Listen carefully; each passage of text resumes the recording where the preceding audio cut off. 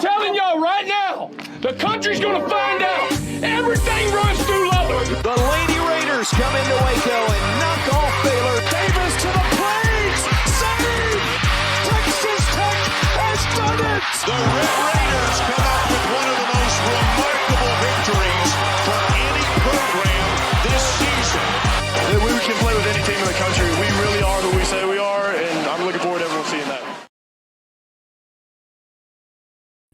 Welcome on, welcome all to the Tortillas Take and Takes podcast. You are on once again with your boy. I'll be sure. We had a little intro in the video, threw me off a little bit, you know. And Jeremy, that dance that I did at the beginning of that during that time, that's the dance I usually do when I'm listening to us back. So now that you know. So great episode today. Orange Bowl episode, the greatest episode that we've ever done because it's the Orange Bowl episode. We've never done one like this. We did have a national championship game episode for basketball. But for football, never done an episode as important and as big as this. And it's not just me talking on here and rambling on and getting my words mixed up. We also got the people's champ himself, Jeremy Gillen. What's up, Jeremy? Hey, Albie. I feel like the trip up at the beginning is very illustrative of we've been gone for a while. We've been doing our lives. We've been enjoying the Christmas season, enjoying our holidays, and pushing this off. And now here we are. The week of all weeks, Texas Tech headed the Orange Bowl with Oregon, and we have to say something. We got to say something now. We got to, and you know it's it's funny because I think it was Lee Hunter that he was asking Coach McGuire. He's like, "Oh man, if we get the first round bye, does that mean I get to have Christmas with my kids?" And so this basically, us getting the first round bye also gave us Christmas with our kids. Future kid in Jeremy's case, Albert Gillen, sure to come soon, or Alberta Gillen, or Alberta, yeah, or Alberta Gillen. I know that's exactly what Emily is looking for. She's like, yes, I have to name one of the two. I know.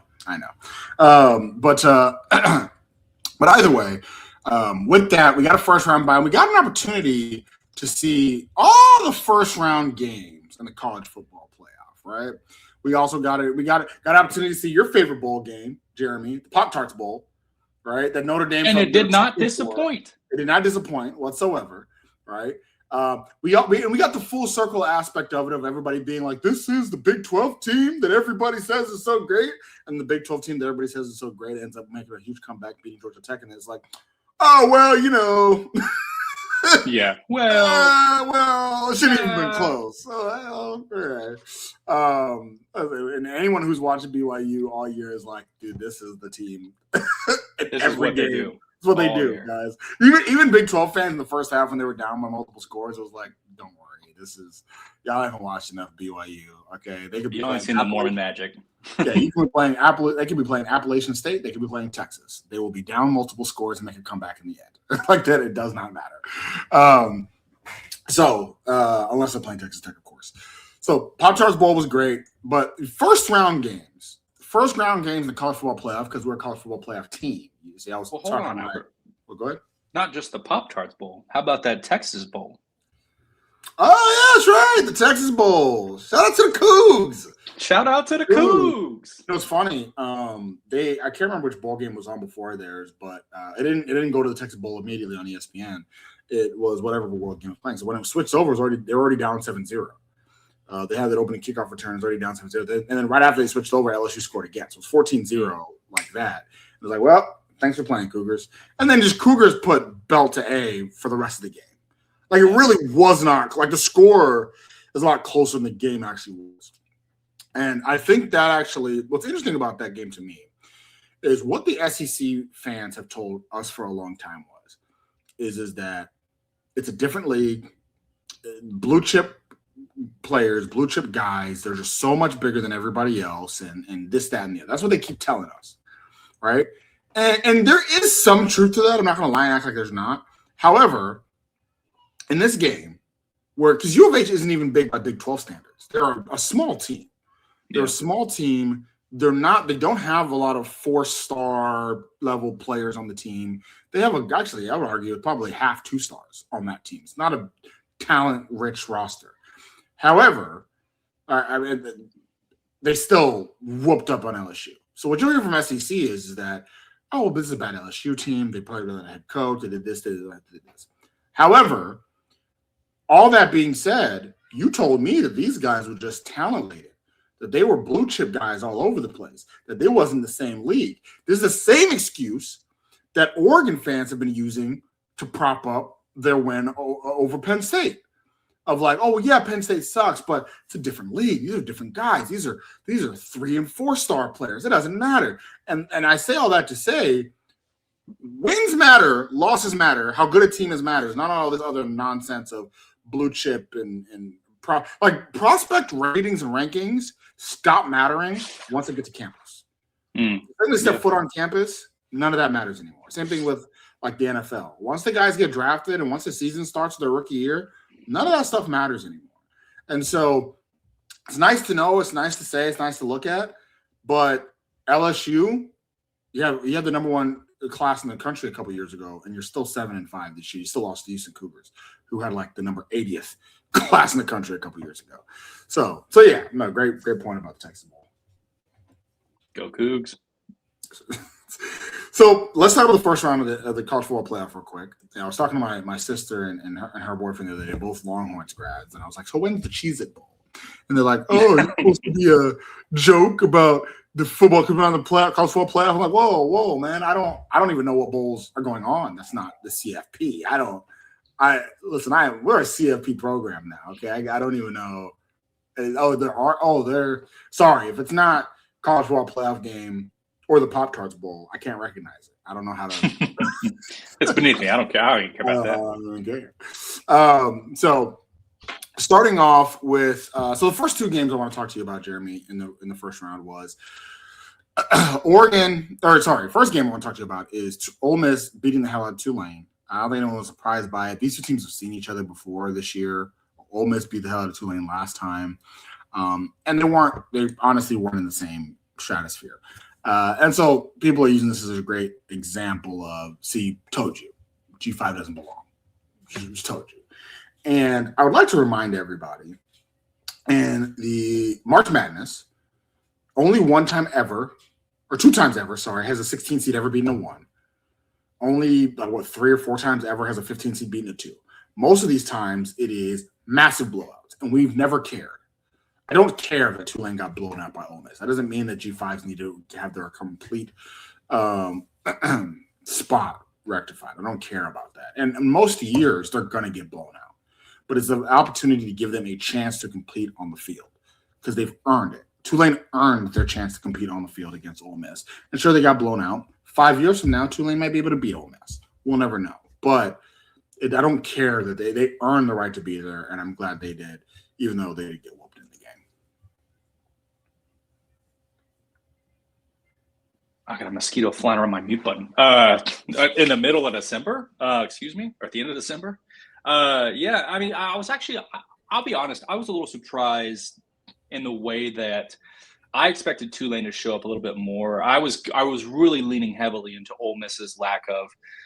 I think I expected Ole Miss lost Lane Kiffin in a pretty dramatic way, and they didn't really have a lot of clear heading. You know, some players like, yeah, I'm not going to play this game. That there was going to be more of a equalizer for Tulane, who was very hungry to be in that position, very hungry to be in the college football playoff. But Ole Miss rallying around the new head coach, you know, having an opportunity to say, you know what, F that dude. We're going to go out and do this for ourselves. I mean, good for them. They put Tulane firmly in the G5 bracket. And, you know, I think that was good for Tulane too. And here's the beautiful thing about, because we're always going to have this conversation until they expand it. And even so, it'll get kicked down the street here. But I'm not upset with the blowouts. I'm not upset with like, hey, JMU got to come in and play. And hey, it wasn't a blowout, by the way. They kept Oregon from covering. So I think that if you earned it, you get to play it, right? And so JMU, they lost. I cannot imagine how stoked they were to be able to play on that national stage, right? They got to go to Autzen, a stadium they probably never get to go to, played Oregon, and everybody's watching, right? Tulane, not an unfamiliar team for success, but getting to rough up on an SEC team, you know, go out and play an SEC team, never a bad thing, right? First round of college football playoffs. They get to look at everybody else in their conference and go, y'all have never, right? Y'all have never. So never a bad thing. And yeah, talent's going to win out, more times than not. And coaching talent like this ability to have we've done it to some teams this year in our conference, just more talent, more depth. It just wears you down. But not upset by the results of the Tulane or the JMU games. Yeah, I mean, so the JMU game is interesting because for most of that game, Oregon was winning. I mean, at halftime or in the second quarter, the score was 34-3, right? And so what Oregon fans really holding their hat on to the fact that it was 34-3 in the second quarter, it was 34-6 at halftime. We were always going to whoop this team. And they're probably right to some extent. However, even at that point, even at that moment, the Oregon defense is giving them 300 yards or over 250 yards. So they were doing a good job of holding JMU and forcing, whether it's forcing turnovers or forcing there was a missed field goal in the first half, forcing untimely punts. So they were doing good jobs in those aspects, right? But at the same time, Oregon also threw an interception in the second quarter, right? And then when they came out in the second half, though they were up 34-6, the starters were still in. Don't let Oregon fans lie to you. The starters played, I believe, all of the third quarter, right? So they played all of the third quarter, in which JMU outscored them.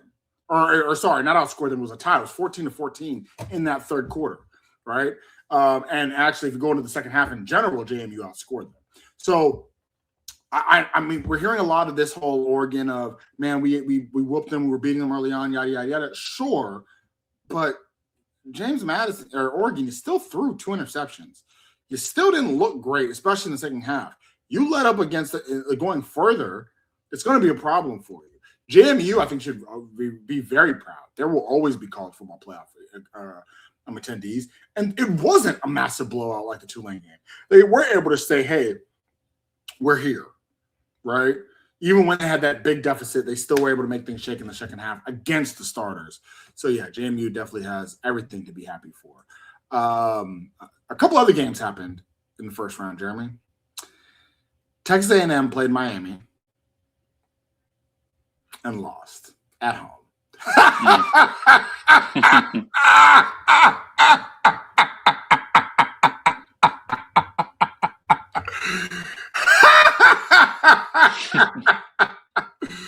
Woo! Texas A&M as the favorite, home favorite, Kyle Field. They were sawing them off. Where they had a huge yell practice. It was billed as arguably the biggest game in program history, and they lost. So Texas A&M, a team that didn't score a single touchdown all game. It was 0-0 at halftime. They were down 3-0 heading into the fourth quarter. They scored a field goal to tie it up.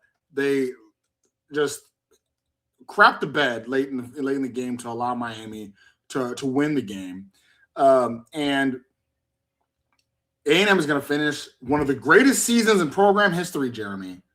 They're going to finish 11-2 without a conference championship appearance, without a key rivalry win, and without a college football playoff win.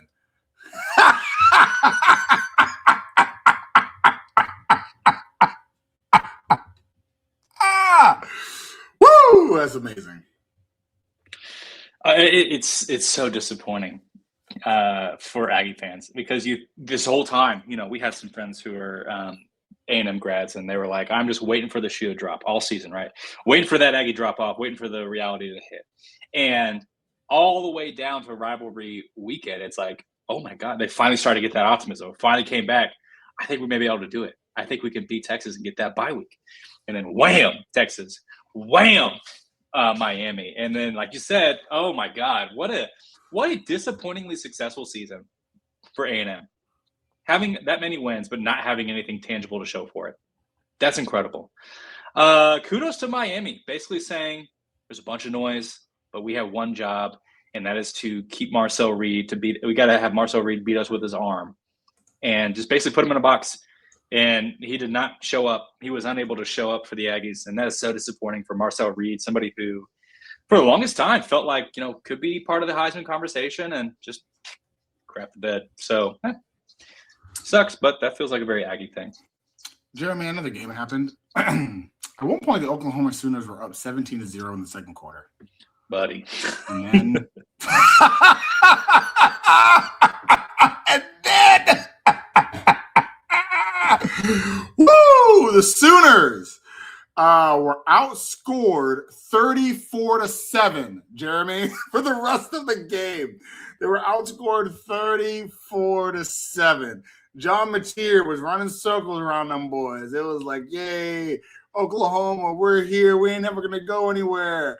And they got outscored 34-7 for the rest of the game. Oklahoma's 0-5 in college football playoff history. Guess what, Jeremy? Texas Tech's about to play our first ever college football playoff game, right?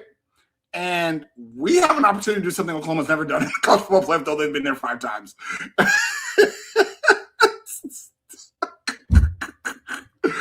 Oh, this is awesome. This is like a great time to be a Red Raider. I don't know if there's ever been a better time to be a Red Raider. First of all, let's take a quick timeout. All right. Texas doesn't make the college football playoff because they lose to Florida. All right. Awesome. A&M embarrassingly loses in the first round of the playoff after embarrassingly losing their rival game, after not being able to make their conference championship game. Awesome. Oklahoma also doesn't make the conference championship game, also loses to their rival in Texas.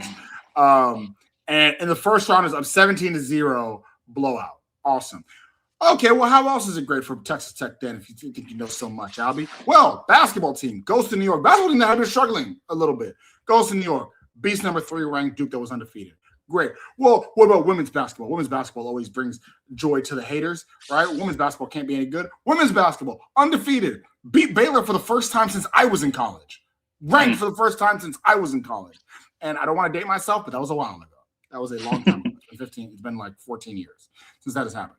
So, just an incredible time. It doesn't get better than this, Jeremy. I don't know. It just doesn't get better. Last weekend was so amazing. Like it was chef's kiss. It was so amazing.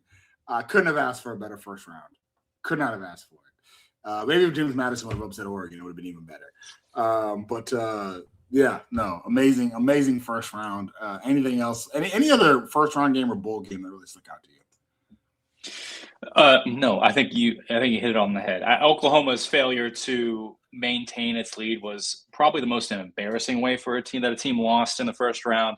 But yeah, I think good first round. But now we get into the real serious games. Now we're moving into the more the nut up or shut ups. You have to play your absolute best ball to make it to the next level. And I couldn't be more excited about the matchups that we're getting outside of Ole Miss, Georgia.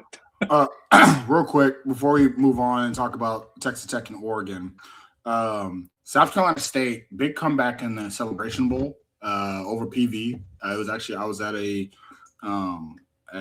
restaurant for my daughter's soccer game while that game was going on. A lot of Prairie View fans were very happy and then left very disappointed. So great comeback win for South Carolina State there.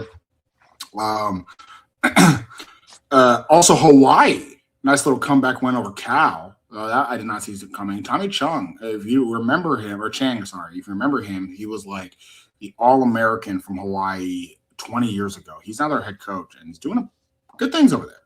To Hawaii, comeback win over Cal as well. Minnesota and New Mexico going into overtime at the Rate Bowl. And that's a bowl game, Jeremy, that if we would have held up our end of the bargain as a conference, right, Iowa State, we probably get the opportunity to beat Minnesota. Instead, New Mexico took them to the wire, but Minnesota was able to win out at the end, which was a great game. And Pittsburgh, at one point, was going to win the ACC. Now they're losing to East Carolina in the Military Bowl. Lord Jesus, ACC. Speaking of ACC, somebody at the beginning of the season had predicted Penn State and Clemson to be in the national championship game. Well, they did get a chance to be in a postseason bowl game, and is the Pinstripe Bowl, where Clemson was embarrassing against a Penn State team that does not have a coach. So, So other fun. Oh, sorry, I actually missed one. North Texas, San Diego State. That was a fun New Mexico Bowl and great trophy. If you've not seen that trophy, it is an amazing trophy. That North Texas was able to win. Now half the team. You got a mess to maker waiting until after the bowl game to then say, "All right, I'm going to transfer now." No pregame noise. You said, "Hey, man, I'm North Texas. North Texas, where I got my come ups. I'm gonna Right. this, and then we'll move out. Yeah. Yeah, and now we will talk crap about him for the next 2-3 years. That's right. As he goes that program's buns. Yeah. So, all right, Jeremy, Oregon, Texas Tech. I'll let you actually talk about it because you've really been locked in on the discourse that you've been hearing and seeing from Oregon, the Oregon nation. Yeah. So talk a little bit about what you've been seeing on the internet. Yeah. Everybody's got an opinion, right? I think that's obvious. This is an exciting game because this is a game that very much plays into two different fields of conversation. One, it's like Oregon, much more notable. We play in the Big Ten, right? We've got the accolades, we've got the blue chips, we've got the Oregon speed, blah blah blah. All of these very Oregon is nationally recognized, right? You can't see that big green O and not think Oregon, right? But there's definitely parts of the country where you see a double T and you're like, I don't know what the hell that is, right? So, conversation about this blue chip versus, and it is not a culture versus purchase. This is two purchase teams. Oregon just got there first before everybody started talking about it, right? So they are 100% owned by the Nike Corporation and what's his name, Phil Knight. So the other part of the conversation is the metrics. So on paper, and this is where you really need to start paying attention.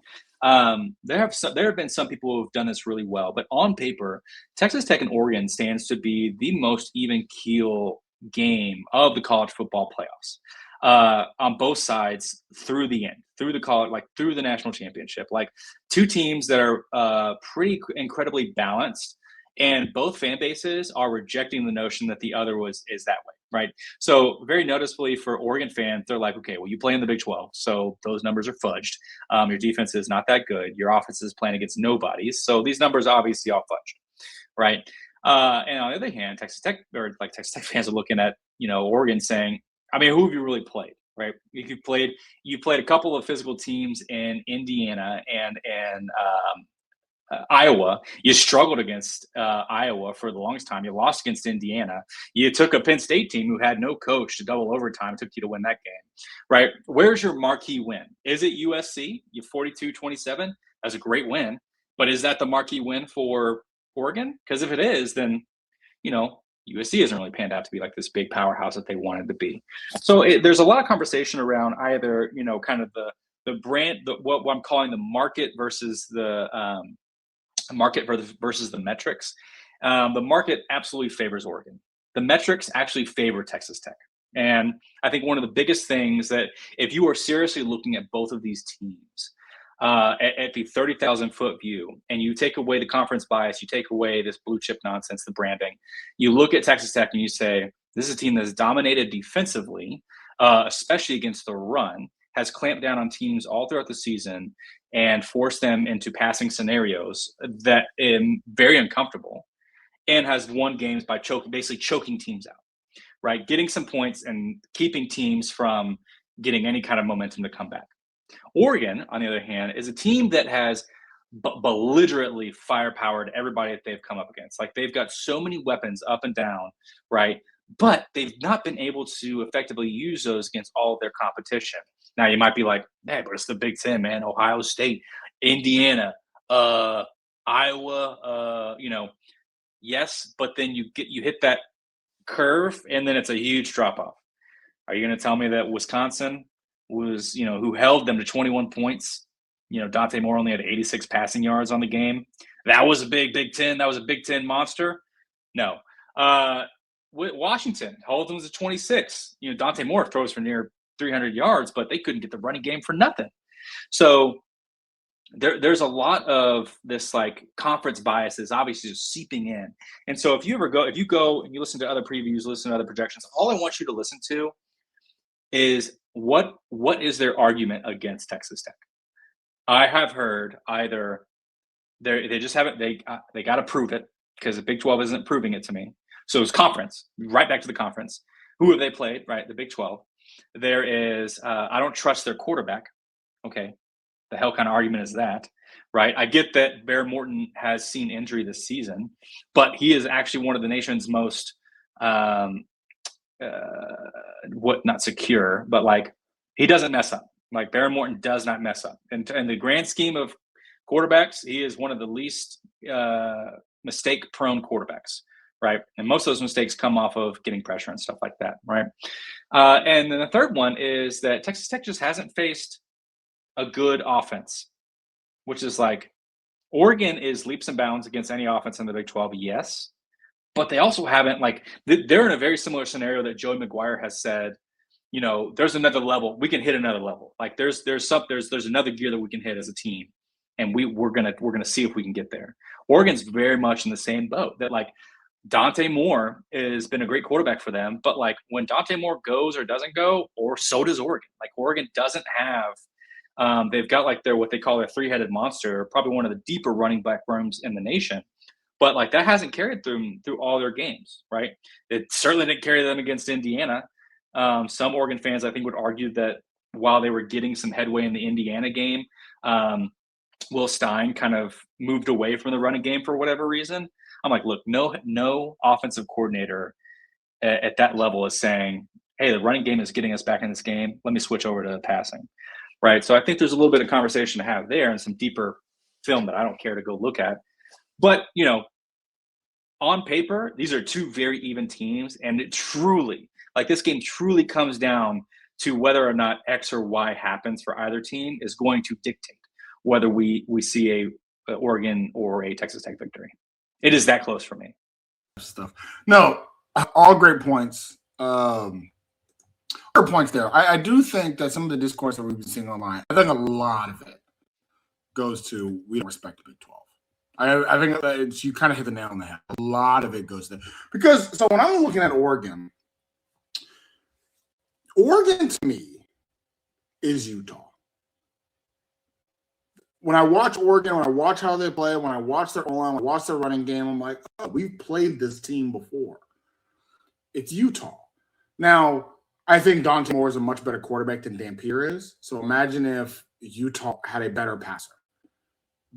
That's it, right? So whenever I hear Oregon fans say, you haven't played anything like Oregon, actually we have.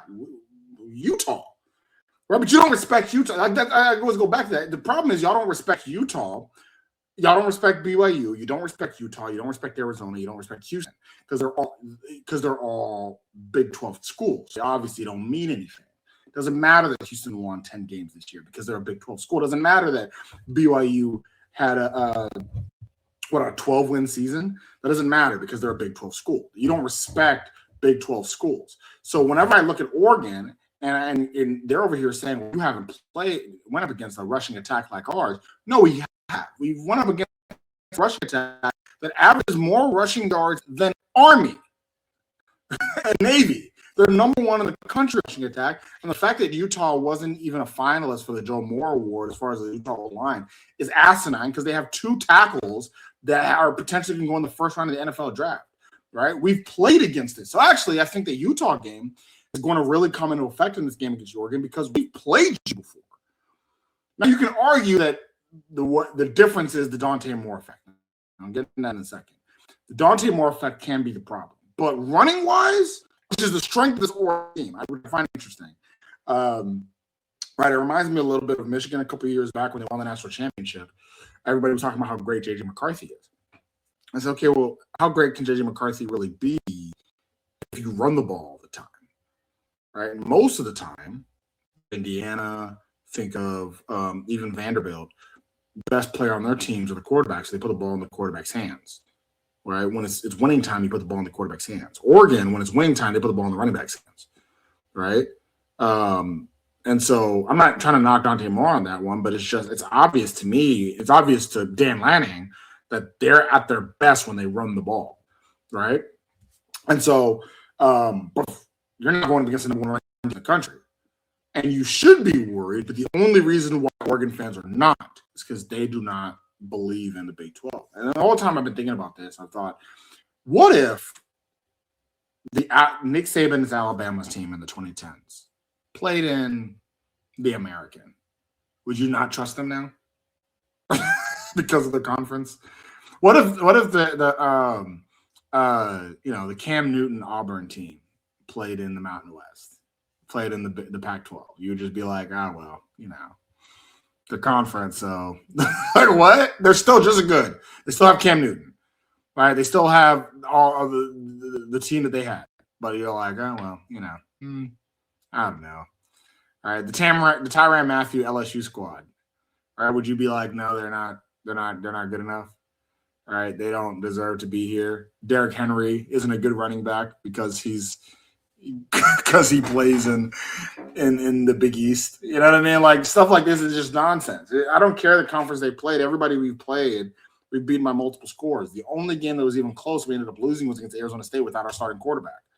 All right, it's pretty point blank to me. I mean, and so to me, we have played this team before. And so I know we have a lot of online conversation. And honestly, Oregon's been a good hate week team. The fans have been a good hate week bunch. All right. They've been fun. They've been a good hate week opponent. But I do look at this game and admittedly, but before the whole Lane Kiffin thing, this was a team I actually did think we matched up actually well against. This is the team that I wanted. Now, with Lane Kiffin leaving, I'd rather have Ole Miss. But this is the team that I wanted. This is the team that I think I've questioned. And when I look at Oregon's schedule and the last 10 games they've played, all right, in the last 10 games they've played, they have had 3 other games where the line was a touchdown or less. The last one was at Washington. They were 6.5-point favorites and ended up beating Washington by 12. A Washington team that's kind of mediocre, but they ended up beating them. Especially on the road. The last before that, they were 4.5-point favorites against Iowa and barely won by 2. That's the same Iowa team that lost to Iowa State, by the way. And they were a touchdown favorites home against Indiana and lost by 10. All right. I simply do not look at this team as a team that I trust. And then even Oregon State, a team that we just beat silly, they pushed. It was a push. There were 34-point favorites. They beat by 34. I'm not trying to make anything of that game, but they just haven't impressed me very much. Against the spread in the last 10 games, they're 5-4-1, right? Against the spread this season, they're 7-5-1. This season, Texas Tech is 11-2 against the spread. Last 10 games, Texas Tech has won all, but the only game that we did not beat the spread on was the Arizona State game. Every other game in the last 10 games, we've obliterated the spread. All right, we were 7-point favorites against Kansas State and beat it by 23. We were 3.5-point favorites against Utah, beat it by 24. We've absolutely annihilated the spread. BYU, right, in the Big 12 championship game, we were 13.5-point favorites, and we ended up winning that one by 27. So it's Texas Tech has just come to flat out play. And so the fact that, it's funny because I think if you're Texas Tech, you say, well, we've played Oregon before. They're Utah. If you're Oregon, you say we've played Texas Tech before. They're Indiana. If you're Oregon, Tech, as far as all the teams that Oregon's played this year, we are most similar to Indiana. Now, maybe you say that Baron Morgan's not as good as Fernando Mendoza. Sure. But that's the comparison. So, again, I feel a lot better about this matchup in general because of that. With that online discourse, I still question a little bit. So, Jeremy, let's also talk about some of the other aspects that are advantages for Texas Tech. One of them is the game location and time. Now, I think all of us wanted the Cotton Bowl. I think a lot of us expected the Cotton Bowl. I believe administration even expected the Cotton Bowl. I think it's kind of nonsense that Ohio State gets the Cotton Bowl, but whatever.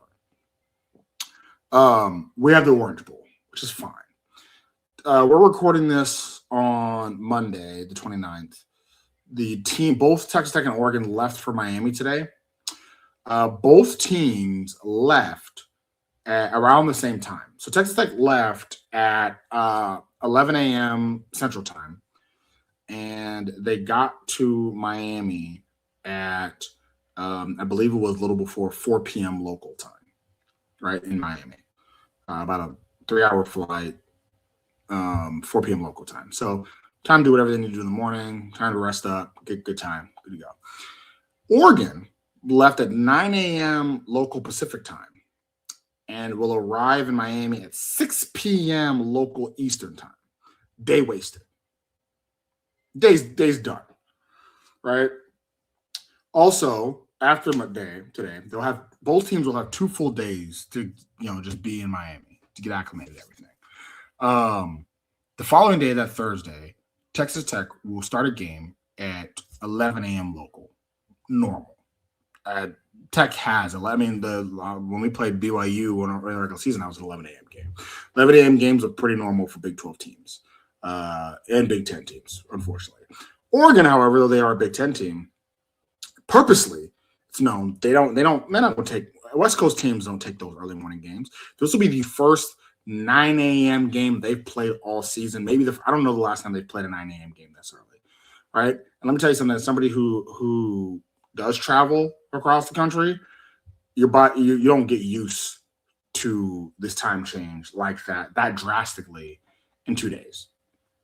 You just don't, right? And so there's a few things that the Oregon's going to be fighting against. I'm not going to say this is going to be the reason they lose or anything like that, but that's not easy. Road games are one thing that make the road games difficult. Isn't just the crowd. It's the whole aspect of going somewhere far, different climates, different all this other stuff. The fact that it's not going to be wet and rain, it's going to be hot and humid. Right, all these things. It's going to be something that's going to affect both teams, Oregon a little bit more.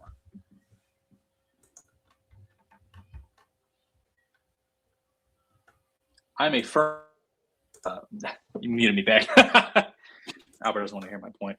No, I'm a firm believer that every little thing matters. Like you said, I mean, you're traveling literally across the country, and you lose a day.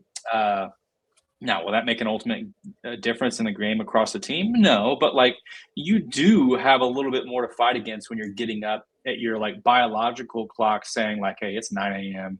and you're telling it "Hey, I gotta be ready to go." Here we go.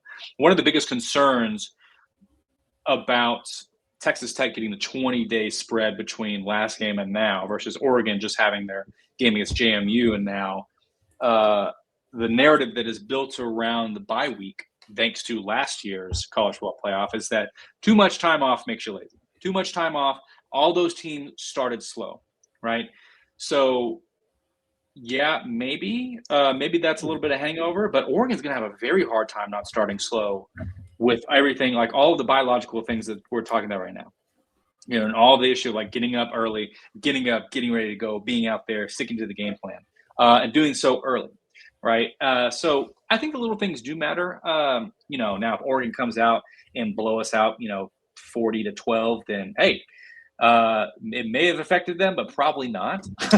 If they come on and blow us 40-12, then just remember it's because we had the bye week. It wasn't our fault. It's NCAA's fault, and it's all on them. That's right. That's and right. we're in the Big 12, so we never belonged. Anyways, and everything you bookmarked was invalid anyways. So, delete all bookmarks. All bookmarks. Delete all bookmarks. But, the small things do matter. So I think that, ironically, us getting moved to the Orange Bowl may ultimately give us a little bit of leverage in that conversation. Yeah.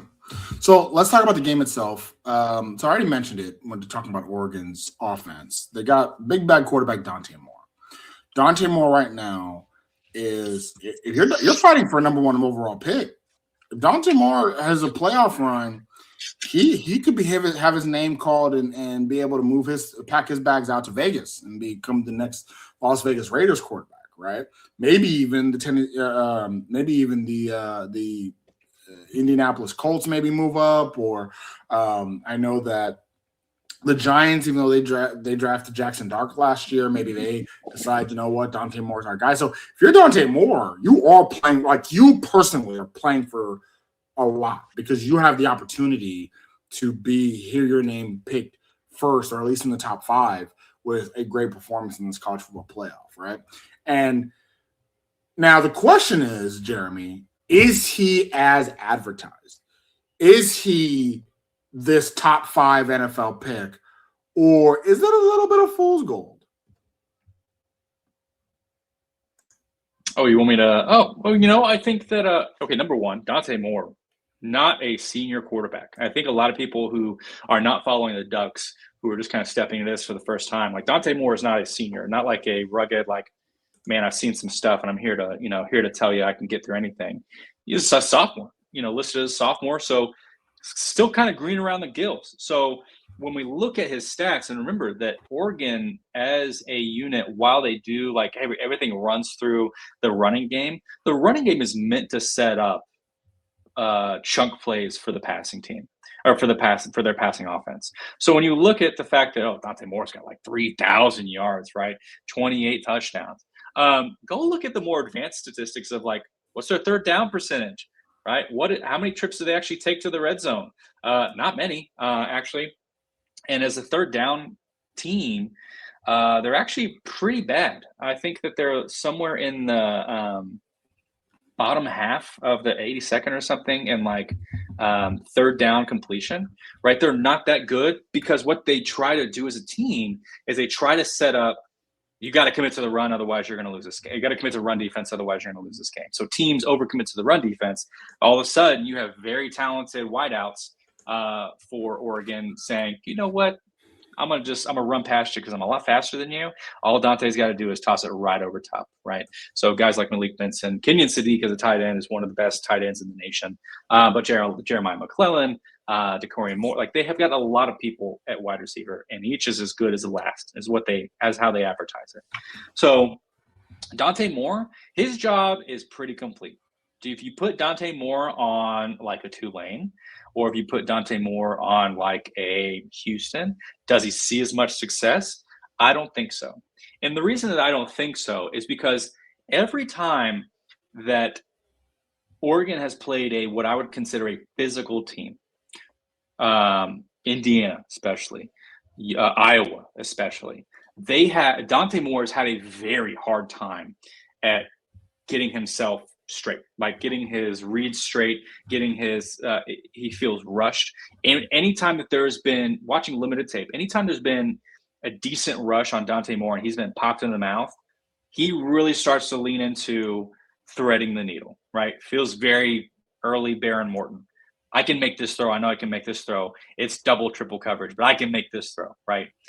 Dante Moore has shown that a lot. Now, he's gotten a lot better in the past couple of games, but at the same time, he hasn't played a lot of like defensively tough teams. He also threw 2 picks in the last game. So. Yeah. One, I would say not so much his fault, but the other one was an absolute duck, and he had no reason to throw it like that. But Dante Moore, very much susceptible, I think, to the momentum of the game. The only reason that they won that Iowa game was by a very like God's hand drive on the last drive of the game to get them that go ahead victory. But I mean, Iowa pretty much felt like they had that in the bag because they had stifled Dante Moore all game, right? So Dante Moore is a great quarterback. I think he has a very high ceiling, right? But I think that he's still very green around the gills in a way that's like, and if you're an Oregon fan, you can't look at me and go, no, Dante Moore is like undefeatable. Like he doesn't make mistakes, blah, blah, blah. He makes mistakes, right? He's young. That's what they do. But he's got a lot of really good tools around him that it feels just very, Bo Nix of just like, good quarterback, but he's made great by the people that he surrounds himself with. So I don't know. He is susceptible. And I think that is what's going to – the susceptibility of his greenhorn kind of position, I think is going to be what plays to Texas Tech's advantage. Because in the same way that Texas Tech hasn't faced an offense as prolific as Oregon has not faced a pass rush to the same. Now, Indiana has a great defense top to bottom, but I think Texas Tech's pass rush beats Indiana's 9 times out of 10. And so I don't think Dante Moore is maybe really respecting, or like we'll see how much they respect that by who they double team and whether that actually matters of like, I'm going to double team David Bailey because we heard his name a lot. Okay, here comes AJ Holmes. Shit. Let's move that double team kind of middle. Let's close that gap. By the way, we got a guy named Lee Hunter. All right. Well, So one thing I think is going to be interesting is I'm curious to know if Oregon does what Utah did, which is you have the best rush defense in the country. We are going to attack that and see if you break. I kind of hope they do because Utah's not the only team that tried that. Utah tried that. BYU tried that. Like other teams that are good at running have tried that, and it just has not worked. A lot of Oregon fans I believe that's the strategy. Believe that, the only reason why Texas Tech's number one in run defense is because they haven't played one like ours, right? Again, we have. Trust me, we have. And so I will say Oregon, I understand why they're so confident in the run game. I completely get it, right? Because they have a four-headed attack at running back, right? Like, it's not just one person. We got Noah Whittington, 5'8" bowling ball, right? You got Jordan Davison, a 6 foot just swolled up dude, Deer Hill, right? Another big guy, a big back, quick back. Jaden Lamar, quick back. Like, you have 4 running backs, and each of them can take the ball and go, right? Each of them, I believe, and I'm pulling it up right here, but I think each of them have each of them have over 250 yards rushing on the season. Whittington has almost 800 yards rushing on the season. Hell, Dante Moore also, he himself can run the ball. Right. So, like, their rushing attack is dynamic. Their rushing attack. And then, of course, Joe Moore Award, they didn't win it for some weird reason. But they have arguably, I still think Utah's the best O-line in the country. I think Oregon's probably second. Them or Indiana, probably second. So, like, they have reason to be very confident in their running rush attack. Because they should feel as confident. If I was an Oregon fan, I'd feel just as confident. However, I think that I'm curious if Dan Lanning and the offensive staff feels confident, because we've seen teams say we're going to bull rush you and get this yardage. And what happens, when we got the chance to peel our ears back, is you try it twice on first down and second down. Now you're in a 3rd and 8. Now you got to pass. And now we got David Bailey and Romello Hyde coming off the edge. Ooh. Let me step up real quick. Oh, crap, that's Lee Hunter and A.J. Holmes. All right, like, that's the trouble that some of these other teams fell victim to, because we're going to hit you in the running game, right? I've mentioned this before on the pod, and I hope nobody from Oregon is listening, but there is a recipe for success, and it's the one that Arizona State did. Nobody else has done this. I find this wildly fascinating. And, well, I can't take that back. I'm not going to say nobody else has done this. Very few teams can do this, what Arizona State did. Right? The very few teams we play can't. BYU can't do this. Utah can't do this, which is quick outs, quick passing game, good accurate quarterback, get the ball out. Right? I believe Oregon can do this if they decide to switch it up and say, you know what, Dante Moore, we want you to pass the ball to Sadiq. You were talking about Sadiq a little. We want you to pass the ball on a hitch route to Sadiq and get him right in front of those linebackers. All right? We want you to get quick outs to Malik Benson. Don't go too far. We're going to go 10-yard outs to Malik Benson. We're going to hit a couple corner routes, some high lows, right? In this way. We are going to get McClellan. You're going to, or actually not just McClellan, but Dorian Moore. Yeah, you speedster. We need you on a use that Duncanville speed on a breakaway, because now we have the outs, the high lows going on both ends. We have you going up the seam in a slot route. And then we got one of our safeties lacking. That is how I think Oregon can beat Texas Tech. But no, I think Oregon's going to try to run the ball instead, which I get why they're confident, but so are we. So is Texas Tech. Texas Tech is very confident in that. When you're confident in that and you can really get into Dante Moore's face, now we can start forcing some of those mistakes you were talking about. And you know who loves to force those mistakes? Bryce Pollock. Going to be licking his chops. We've talked about it before. You can attack Bryce Pollock. He's going to give up some yards, but he also can get them in some turnovers. He's not a lockdown in that way, but he is a ball hawk. So, yeah, he'll give up a 10-yard pass. May even give up a 5-yard pass, and then he gets an interception. Was it worth it? Was it worth it? Was it worth the 15 yards that you got on those 3 plays? So yeah, no, I get why they're confident, but and for those. And sorry, Jen, I was going to release you to talk here, but for those people that are like, I don't agree with you. I don't think that you know how daunting our rushing attack is. You've never played anything like our rushing attack or this offense. I got something for you. So Oregon currently is, let's see here, 12th in the country in rushing yards per game, Jeremy. 12th. Pretty good. 12th in the country. Pretty good. Utah second. We beat Utah by a lot. They're second.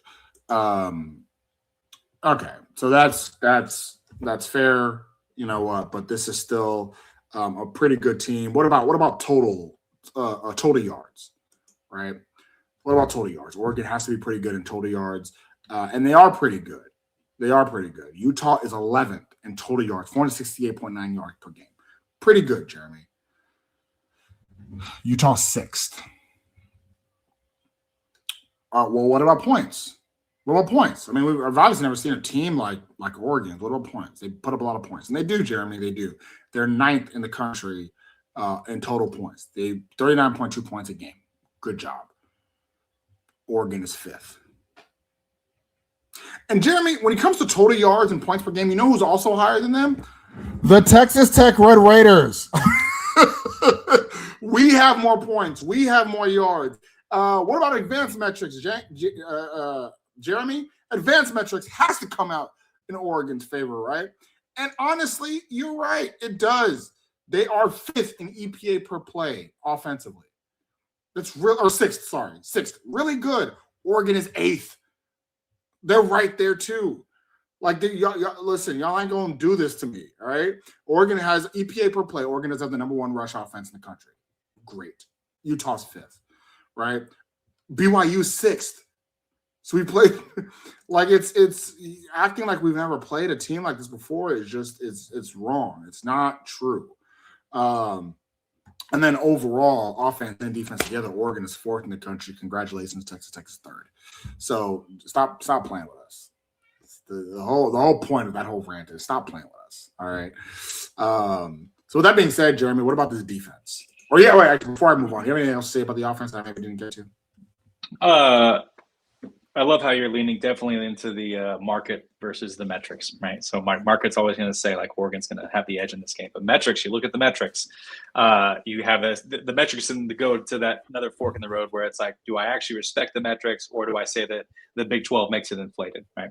And then if you're talking about Big 12 making it inflated, didn't Oregon inflate a lot of their stuff against the teams that they played, like Rutgers and stuff? I mean, anyways, so offensively, now I do agree. If Oregon's going to make a game plan, and here's another level to this, is that something we haven't talked about, something that not a lot of people are talking about. So obviously Dan Lanning, head coach, coming over from Alabama or wherever, and as a coordinator, defensive coordinator, kind of taking the stand for Oregon, and he's been bringing them a lot of success. Brings on Will Stein, Tosh Lupoy. Will Stein and Tosh Lupoy have both accepted head coaching jobs at other schools already, starting next season. So Will Stein accepted a University of Kentucky. Yeah. Yep. And Tosh Lupoy accepted over at Cal. So 2 teams. And you're like, in the past, no big deal. Hey, you're leaving, you're going somewhere else, not a big deal. If your season was over, not a big deal. Something to consider, and this is kind of goes in those weird this is a great point that I have not even thought about. Yeah, it goes into that weird area of like, how much does sleep matter? How much does it matter that the transfer portal is opening? I mean, we are right around the corner from it, and you've got 2 coaches who are moving to head coaching positions for 2 universities who gives a rat's ass about Oregon, and they're saying instead, hey, I understand you got to finish out here. You also have to make sure you're on the ball because we're trying to rebuild something. So both Coach Stein and Coach Lupoy they've already started probably talking to Oregon players, maybe further down the depth chart. I know that there's a Reddit thread just popped up earlier about how Will Stein's already gotten another coach at Oregon to agree to come over. There's some internal issues there, yeah. right? How focused are you on the game, Coach Stein? How focused are you, Coach Lupoy? Does it matter to you, right? Does it matter that much to you? Because they have to travel and go, they haven't been there the whole time, right? So it's something to look at. That is a great point. So it reminds me, ladies and gentlemen, last year, Texas Tech played Arkansas in our bowl game. And what was interesting about Texas Tech playing Arkansas in our bowl game, if you remember, our offensive coordinator had accepted a head coaching job and our defensive coordinator had gotten fired. We were also in a similar boat of, at the very least, maybe not the same boat, because right now Oregon, both their coordinators are quote unquote coaching. But the whole point is that coordinators transitioning. We looked terrible in that bowl game. We looked awful. We looked absolutely awful in that bowl game. And so Yeah, no, incredible point, Jeremy. That's something I hadn't even thought about. Yeah. Yeah, it's either full display or it's just background noise. There's really no in between. So we'll see come game day what that looks like. But offensively, last thing to really consider, and I really enjoy, if you're thinking about how do you beat Texas Tech, Arizona State is the blueprint because Arizona State did say, you know what, Sam Levitt, you're a great quarterback. We'll take some shots down the field for sure. But what we're going to do is we're going to try to carve up Texas Tech's defense. And the thing about Texas Tech's defense is that our defensive backs are the weak point, but not really because of what you think. It's more so the way that our defense is structured to carry 7 guys in the box. Hello. That's why we're number 1 in the rushing defense. That's because we've got 7 guys in this like amorphous box all the time, always ready to come down and clamp down. But that does leave defensive backs kind of out in lurch, kind of leaves them like, hey, there's a little bit more space over here, or I don't have a lot of help over the top.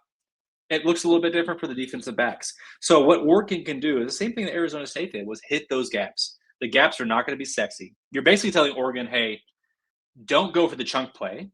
Just play solid short football. Throw the 5-yard out. Get the chunk, get those small yardage and collect. Take it to the bank, right? The reason that does play into Oregon's favor is that Dante Moore has one of the quickest releases in college football, at least right now. I think he's like right at 2 seconds. So get the ball, 2 seconds later, he's launching it. And that's proven really good for them in the chunk play scenarios because they've been able to run past defensive backs, right? It's been basically like, hey, launch it down the field and I'll be there, which has been really nice for Dante Moore. Does he have the same accuracy is the question with that, because like if he can get out in 2 seconds, he's going to do pretty well against any rush defense in the nation, any kind of pressure. 2 seconds is a great amount of time. Does he have a similar amount of accuracy whenever the windows are much smaller, right? Whenever it's like you have to throw this as accurately as possible.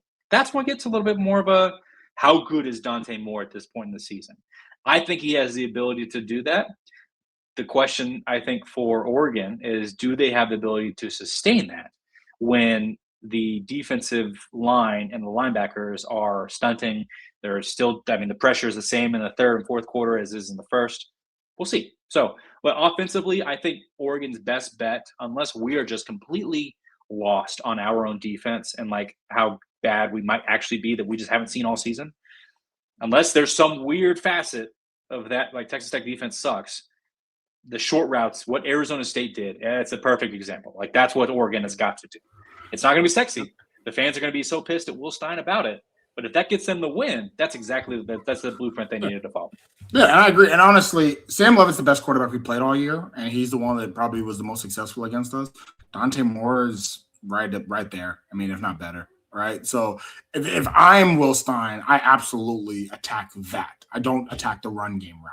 I do think Oregon's going to attack the run game route though and play to their strengths because I think that's where Dan Lanning's head's at of like, yeah, we're Oregon. We're going to do what we do, baby.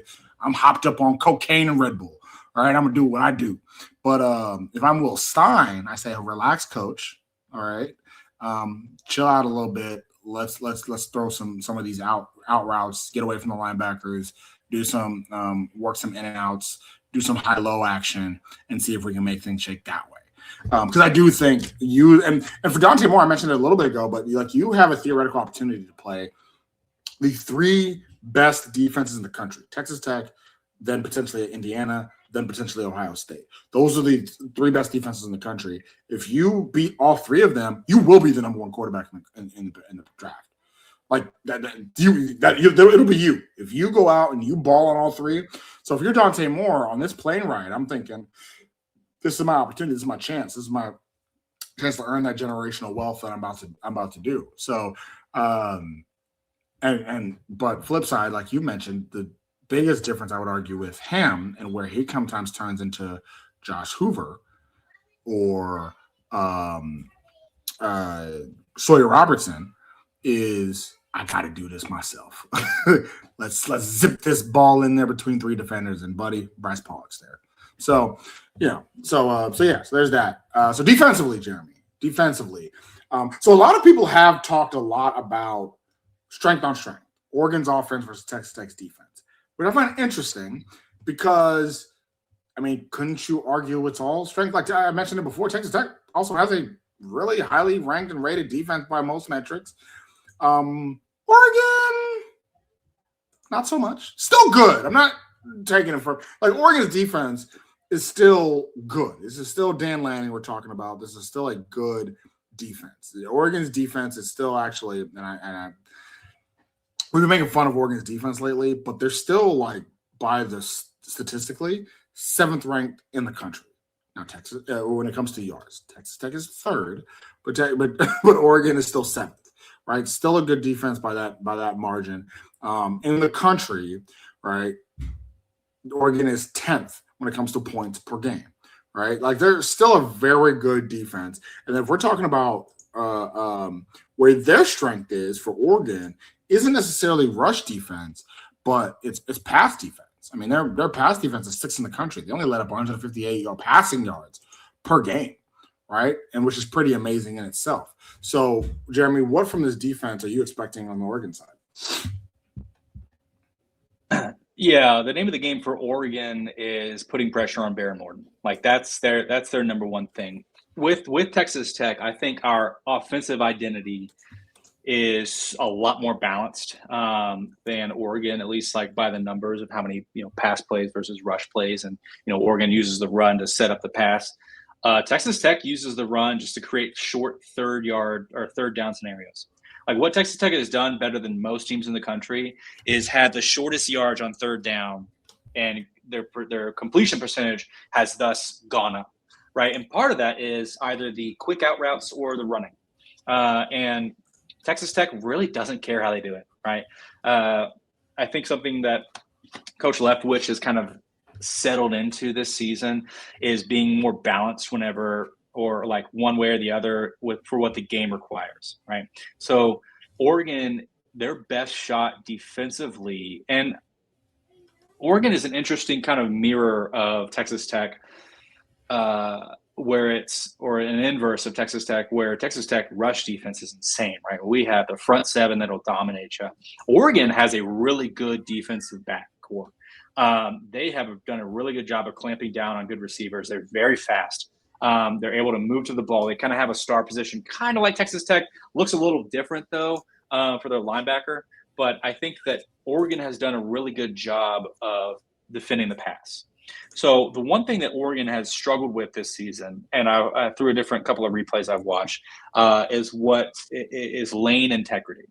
And so lane integrity, for anybody who's just layman's, is that their line, while their line has like a really good player on it and Mateo Ugalele, like they've had a really hard time of opening up rushing, of closing down rushing lanes. So teams have run on Oregon a lot easier than they've run on Texas Tech, because where Texas Tech creates the wall, Oregon's had a very hard time being pushed around by really good offensive lines. And so for them, I think Oregon's going to be really looking for a way to shut down and put pressure on Baron Morton. That is definitely going to come through Mateo. He's already got 5 sacks on the season, right? But outside of that, it's going to be really complicated. So they have some interesting kind of switch ups. They do a lot of pre-snap switches. They like to move around. They like to kind of confuse the quarterback. Coach Leftwich, I hope you're watching, right? Because like that kind of stuff is a lot that can be fluff, right? That can get in your guys' heads, but like a lot of that can be fluff, right? Hey, we're going to shift the line over. The assignments are the same. Nobody's switching it up, but we look like we're going to come from a different direction, right? Or we're moving out, linebackers are going to spread out wide. Okay, shit, I'm just going to run up the gut then. Like that, what's the point of that? But Oregon loves to play speed ball and loves to move fast. I mean, offensive, defense, no difference. But I think that something that we cannot get stuck doing, and what Oregon wants to do when they've been really successful, Oregon likes other teams to play from behind, not because they're going to choke you down, but because they're trying to keep you out of your own rhythm, right? Oregon will likely have the smaller time of possession. Oregon will likely have same, if not less, total yardage, right? But what they're trying to do is they're trying to put offenses, they're kind of trying to get offenses off of rhythm. And so for Texas Tech, what have you struggled with this year? Oh, boy. If you do that clap and crap again, buddy, let me tell you what. Let me tell you what. This Oregon team is going to mess you up. But Oregon, I think, is situated to really shackle down Barron's passing ability. The good news for us, though, is that we're not just a passing team. We got two really good running backs. And so for me, this matchup, it's, are you running right at Bryce Bottisher or not? Because if you get past Bryce, their defensive backs are good, but they're not stop a good running back all the time, right? So if you can, I mean, if both of our guys are going out there and picking up 5 yards, if we're staying kind of on pace for 5 yards per carry, Oregon's going to get a little frustrated defensively, because that it's what Indiana did, what Iowa did, going right at you, with the route game. You don't have to have this big, you don't have to have this big game. I mean, Fernando Mendoza, Heisman for 2025. I mean, he only passed for 215 yards in the game. Now that's good, but 1 touchdown, right? They didn't rely on him. They relied on Hemby to get 2 touchdowns, right?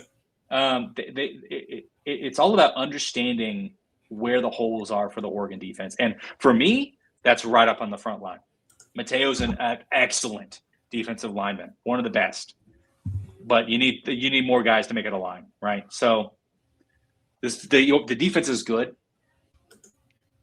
but it's different than Texas Tech. Well, so one of the exciting whites for Oregon, Dylan Thieneman, is actually the only one defensively that got first team All Big Ten. And he second on the team in tackles with 71 tackles, had 5 pass deflections, and was tied for the team lead in interceptions with 2. And so he's somebody that I think you're going to have to also, both in the run game and in the passing game, really have to watch out for. We kind of mentioned Tuioti.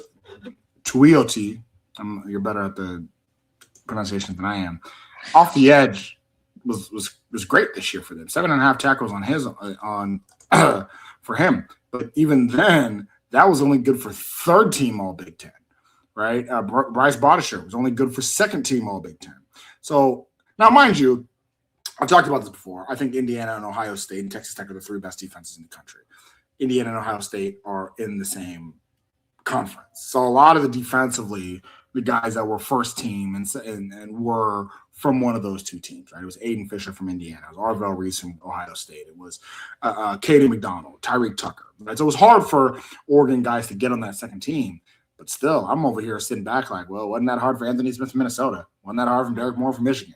Right? It wasn't that hard for Bishop Fitzgerald from USC.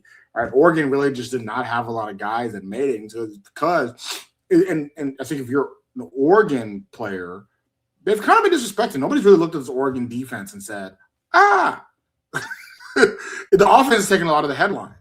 I do think this defense is better than advertised. I mean, again, if we look at the EPA per play, overall, they're 5th in the country in EPA per play defensively, third in the country in passing EPA per play.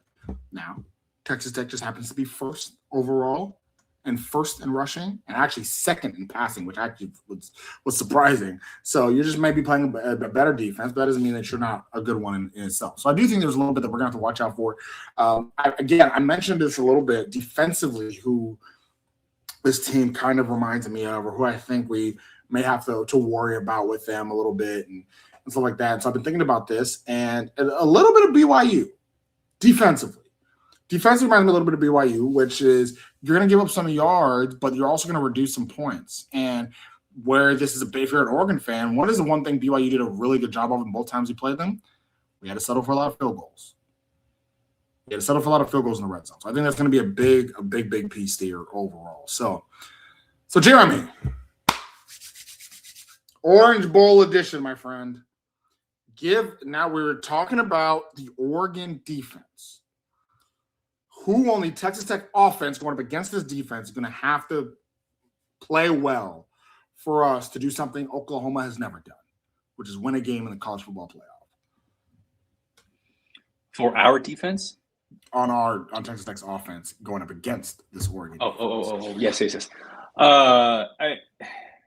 Can we just exclude Baron Morton here? Because that's an obvious.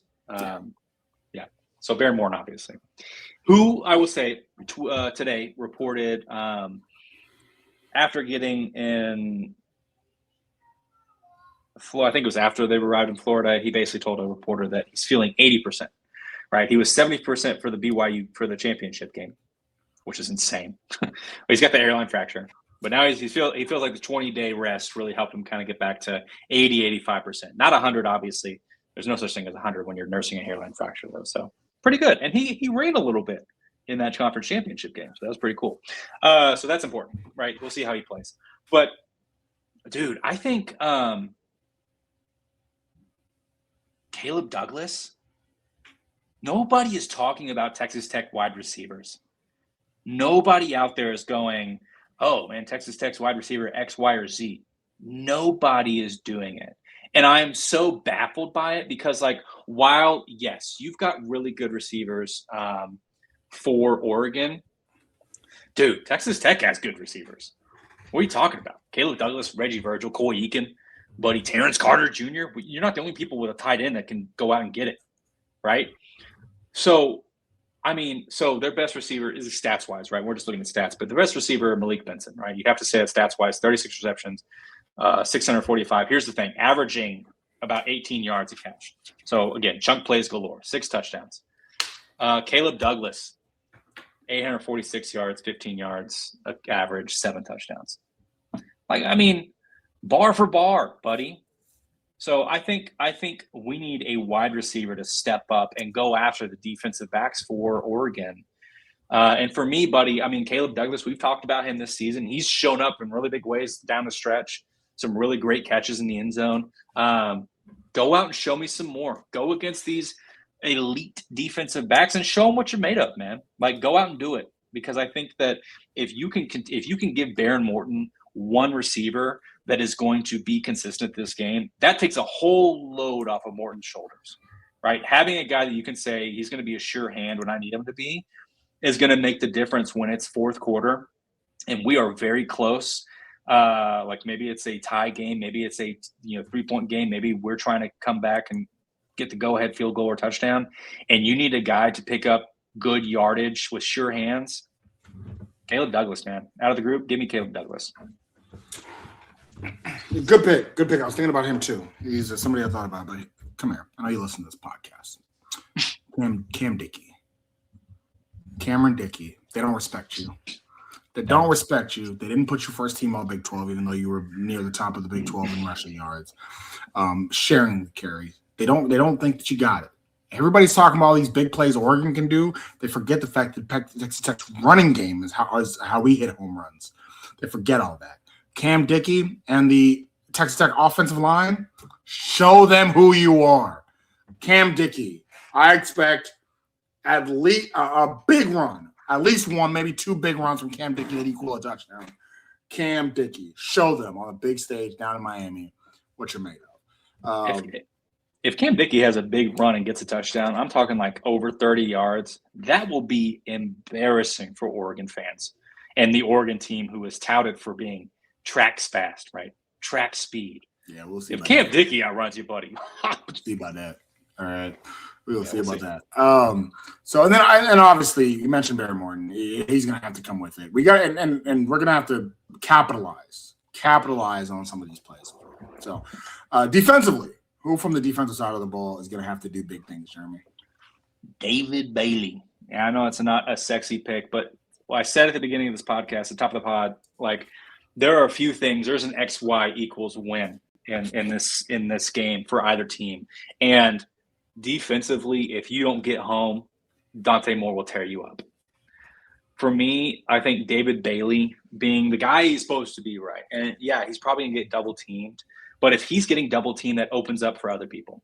So I need David Bailey to be as advertised, if not better, against this Oregon line, who is a good line. But David Bailey's a different beast, man. He's been a different beast all season, right? We were all like, hey, Jacob Rodriguez should be in the Heisman. Jacob Rodriguez. And then there were the other sports pundits were like, what about David Bailey? Why isn't David Bailey in the conversation? Because he's that good, right? So for me, David Bailey defensively, his success bleeds to the rest of the success of this defense. The less time, and I said 2 seconds, that's the magic number in this game. If you can get home in 2 seconds, like if you can get to Dante Moore, at least let him know you're on your way. Side note, do you remember whenever was that AJ Holmes Lee Hunter in the Houston game when they ripped his helmet off and he still rushed after Connor Wayne. Oh yeah. Bareheaded.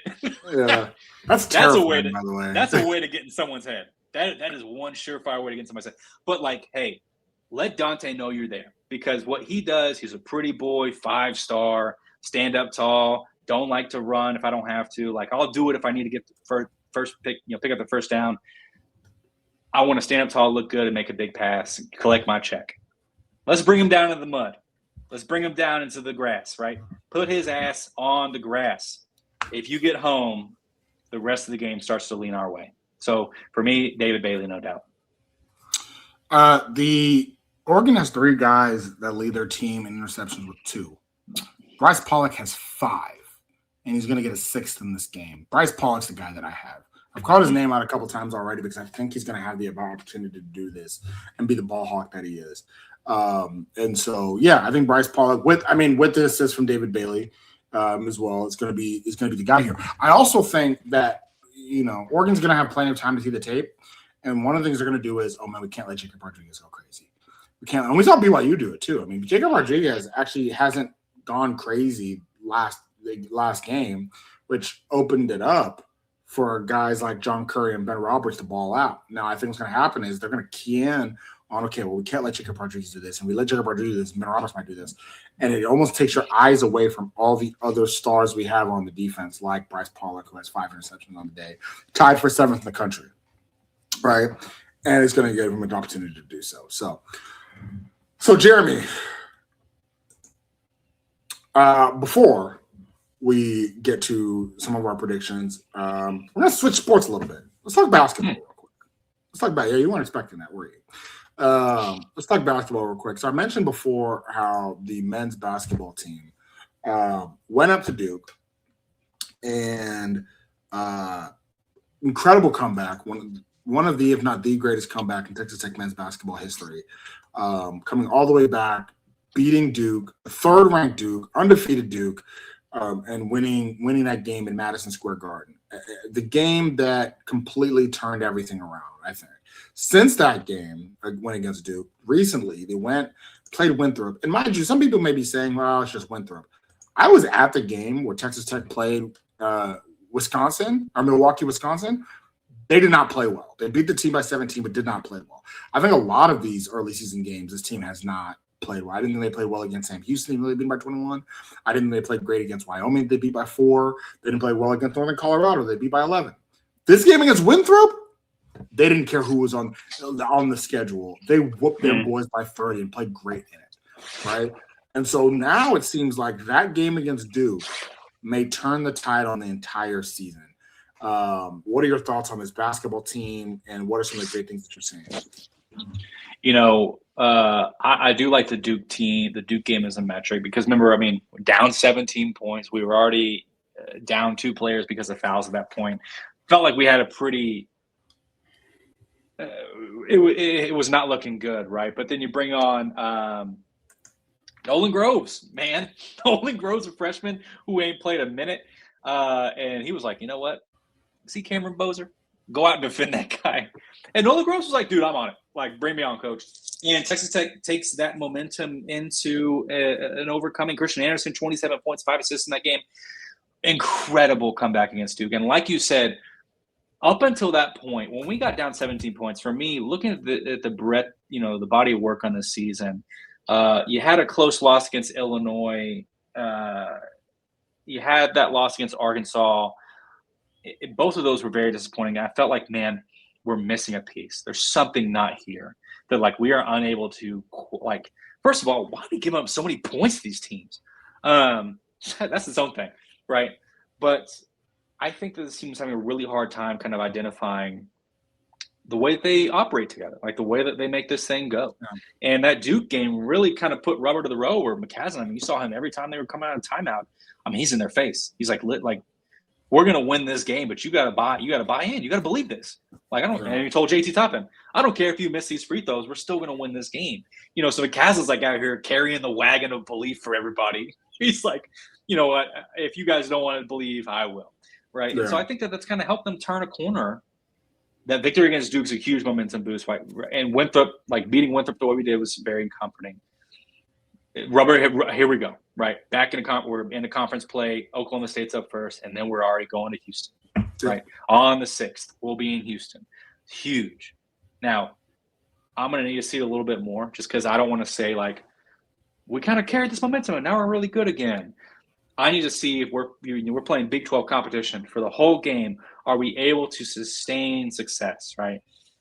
I think we can. I think that this team is deep. I think they're very talented. Stack success. Like, this is a very good Texas Tech basketball team. Defensively, not as good as we're used to, right? But I think that's more of an issue, and Coach McCaslin pointed it out. I think it's a more issue of like buying in on the system versus it is talent. So does Texas Tech kind of buy it? Does they buy in on the system? Are we going to start seeing, less and less points from our opponents? We will see in the coming weeks for sure. But this is still a Texas Tech team that I think can finish top 4 in the Big 12 for sure. Coming into the season, I thought Christian Anderson was due for a huge year. It took him a little bit to get used to being the primary ball handler, being the guy that's a facilitator, stuff like that. He's got it now. And I think we might have 2 All-Americans on our team. Not only that, but Lawan Watts is starting to figure it out as well as Horner. Like, and if Grove starts to catch on as well, like there's still so much potential on this team. I mean, Atwell's was playing pretty well the last couple of days. Like, there's so much potential on this team. And I think after watching Duke, after watching Winthrop, everything that we thought this team could be is now back. Because I definitely questioned it. I ain't gonna lie to you, I definitely questioned it. But everything we thought this team could be is now back when you win a game like that. Now, we go from that team to a team that I never thought had this in them. I never thought they had this in them. The Texas Tech Lady Raiders are 14-0 and ranked, Jeremy. They beat Baylor, top 15 ranked Baylor, on the road in Waco, 61-60. No, you're not dreaming. No, we didn't find a way to end up getting the number 1 recruit last year. No, that didn't happen. Krista Gerlich just put her head down, said, I'm going to make it do regardless, and we're going to win these games. And listen, I was a big Krista Gerlich fan early on. I jumped off the bandwagon. Jumped off of it last year. Or maybe even the year before last, but jumped off. The games that we've played this year, it's not just the players. I mean, some of it is great play, but some of the players, she's coaching her butt off. She is coaching her butt off. And it started – some of the wins, I was like, okay, we'll see. Yeah, you beat SMU, but SMU sucks. You beat Arkansas, but Arkansas sucks. I tweeted this from my old Twitter account. Quick aside, if you're still following me at Mr._Albie Shore, it is hacked. Don't believe anything from there. Follow at _Albie Shore. Anyways, I mentioned this. Mississippi State game was the game. That was the game. I'm like, this is a good team. This is a good program. This is a team that's fighting to go to the tournament. This will prove just how good we are. Early on, we were getting our butts kicked. I was like, see, told you. And then we came back and won the game. And we've won every game since. And not just winning, we've blown teams out. We beat Wichita State by 40. And then you come in, you play Baylor. Baylor still don't think anything of you. And it didn't matter. You beat them silly. And a big thing is Krista Gurley's playing great. Bailey Maupin showing great leadership. But also, shout out to Snuda Collins, who wasn't even playing college basketball last year. Yeah. Who wasn't even playing college basketball yet. Snuda Collins has been amazing, been great athlete, great player. Shout out to Jalen Bristow. It almost makes you say, last year, what was you doing last year? Because you acting totally different. Right? Remember, she was an Iowa State transfer last year. Didn't get a lot of – she played but didn't make a big impact. And this year, showing everything she's capable of. This team, very good. And Jeremy, you know what he's reminding me of? Do you remember when Trae Young was getting recruited and he had a little mini web series and he was like, sorry, Dad, talking to Raylan Young, I want to win. I don't want to go to your school. I'm sorry, Dad. I don't want to go to your school because I'm trying to win. And it reminds me so much now. And oddly enough, he ended up going to Oklahoma, right? And now it just reminds me of We're now sitting back. Aaliyah Chavez. Sorry, I don't want to go to Texas Tech. I want to win. I want to go to Oklahoma. And that, if you remember, that first year of Trae Young in Oklahoma signified the beginning of Texas Tech men's basketball's rebirth. That was the year we went to the Elite Eight, following the national championship game. Wow. Right? And just like it's lining up, Jeremy. It is lining up. I don't even know how many games Oklahoma's played this year or won. But yeah, any thoughts on the 12-1? Yeah, but not 14-0. Tell you that much. What you got to say?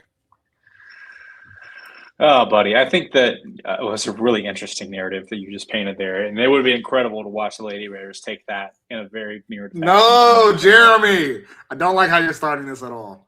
No, it would be great. No, I'm serious. Like, that would be awesome because right now you're proving. Okay. So the big thing for us is I was waiting for the big butt. No. There's no big butts here. I like them, but it's not here. So I think one of the big things we've been used to saying is like, yeah, the non-con, but what are we gonna do in conference? I got to see the conference play because we flounder in conference play. We've had brilliant non-conference, and we're not playing a lot of people, but you got like the undefeated or you only have one loss, and you get a conference play, and they just whack you, wham, wham, wham, wham, right? And then we sit at the end of the year like, damn, we should have known, or we did know. This year feels different, and the main reason this year feels different to me, number one, you don't have just one player doing it all, right? It's not just Bailey Maupin trying to make it all happen, and then you've got maybe a couple people judges who are like, people next to her trying to make it happen. No, you've got Snuda Collins again coming in out of nowhere. She was at Ole Miss, was like, you know what, basketball ain't for me. And then Chris Gurley's like, you know what, give him one more shot. Give him one more shot. And she's like, all right, coach, I'll do it for you. But it's Snuda Collins, Bailey Maupin, Jalen Bristow. I mean, even Jada Malone is our, big. It's like this team has got a lot of good scorers. What this team does is they play defense. This team is so much more aggressive than any later Raiders team I've seen. That I've watched, right, for the past however many years now. Like, this Lady Raiders team wants to get the ball back. Like, they want to play a brand of Red Raider defense. And our men may not be playing defense, but the women certainly are, right? And so the women have done a really good job at playing a lot more aggressively all season, keeping that sweet spot between like 50 and 60. Like, hey, if we can have you between 50 and 60 points, we feel like we're going to win the game, right? Did the same thing with Baylor. So this is a totally different Lady Raiders team than we have been used to for the past decade. And so as we go up against, as we play the rest of the gauntlet, which, the conference, between UCF, Arizona, West Virginia, Cincinnati coming up, I mean, be ready for this team to win some more. This is a team that is firmly saying, I want to be in the tournament this year. It's not like I hope they make the tournament. It's more like if you're going to beat Baylor like that and sustain that level of play, you will be in the tournament. Can't tell you what seed you'll be, but you're not missing it because this is a Lady Raiders team that deserves to be there. And it's been a pleasure to watch, man. It's been fun. Yeah, so now we're at the point where it's tournament or bust. I mean, now the expectation is that you ladies are going to be in the NCAA tournament, right? And so that's what the expectation is. And first time ranked since 2011 or 2012, I believe. First time beating Baylor since then. And this would be the first time going to the tournament since then as well. So that's the expectation. That's where we got to be. From now on, expectations adjust. I'm adjusting with it. Got to make the tournament. So we had to talk some basketball because basketball season is alive and well. And when football season is over, we will fully be immersed in all things that is Texas Tech basketball, men and women. The football season ain't over, ladies and gentlemen. We still got the Orange Bowl. And this is going to be our longest episode of the season, but that's okay. So before we get into the Orange Bowl, this ain't the only college football playoff game, right? So, Jeremy, the game we thought we were going to be able to play, but we're not, the Goodyear Cotton Bowl Classic, 10th ranked Miami, 2nd ranked Ohio State. Ohio State 9.5-point favorites. Who you got?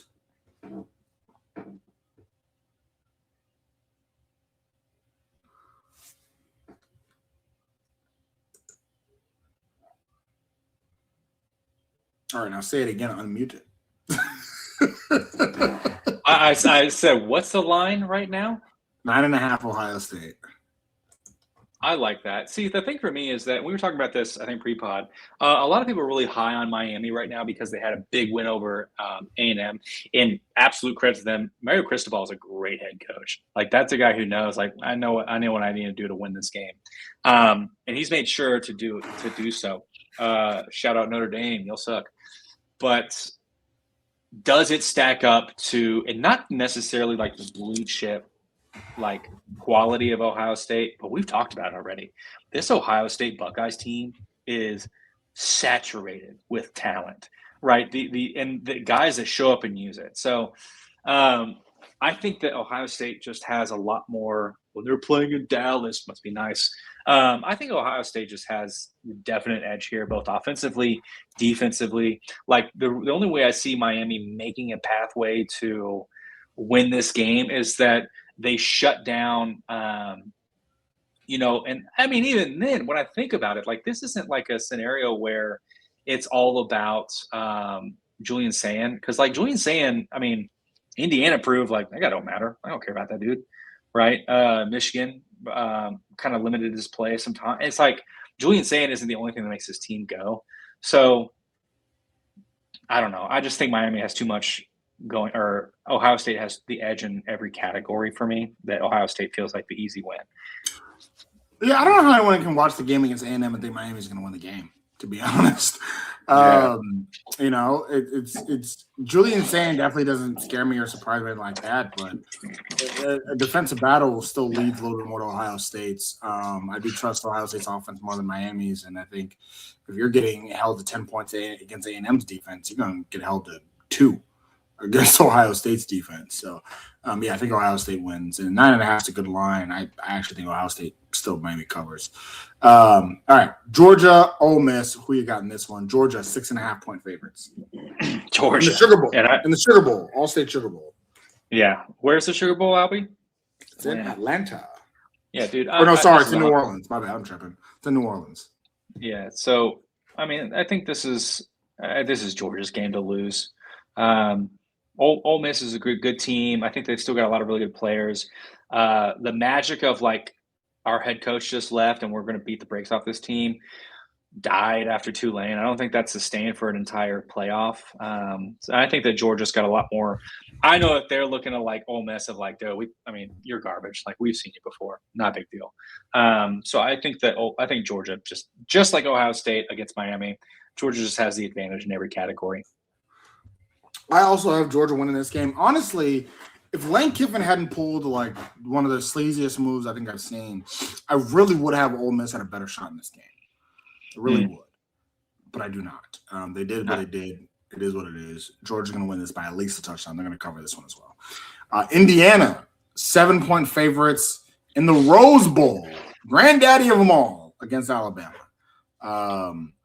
Can Ty Simpson? Ty Simpson may be sitting back and be like, man, I wanted that trophy. And Ty Simpson, get the upset against Indiana. Can Alabama, the scrappy underdogs, defeat the undefeated Hoosiers? Playing a basketball school with 3-star prospects. No. Here's the thing. While I don't give a rip about Fernando Mendoza, that defense is real. Right. Oklahoma's defense was buns. If you get that far ahead and you give that up, that's not the offense's fault. That's the defense's fault. Indiana is not the same bag, right? And so I think that Indiana is just more suited for this game. I think that, Kurt Signetti is a hell of a coach. And the more success he has, the happier I'll be, because that guy's a walking he's just got so many great lines.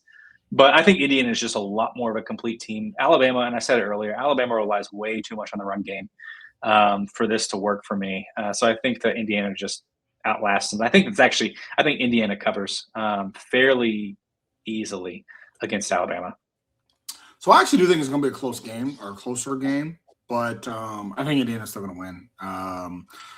It's interesting, though, because we're both predicting after last year when all the first round teams we're predicting all the bye teams win this time.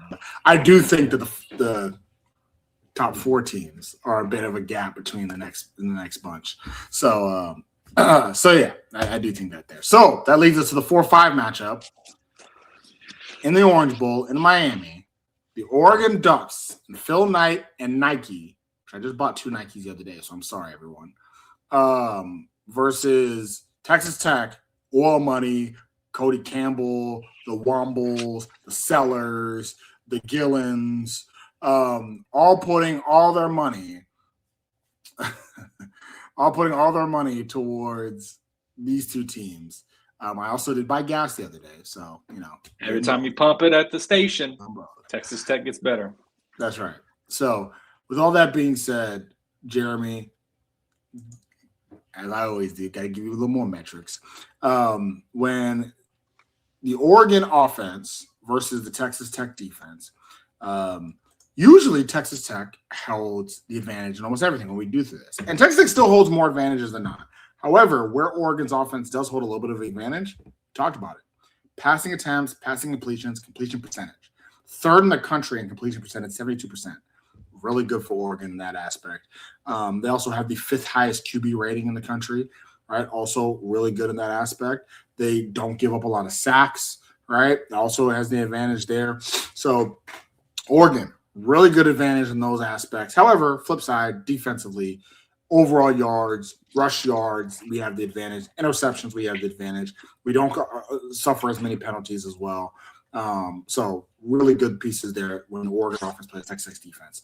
Flip side, when Texas Tech offense plays the Oregon defense, we are better with the overall yards, better when it comes to rushing and just attempts overall. But Oregon's defense kind of has us in a chokehold a little bit.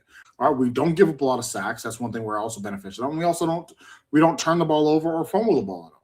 All right, so another advantage there. But we got to watch ourselves against the Oregon defense as well. So, Jeremy, pretty even.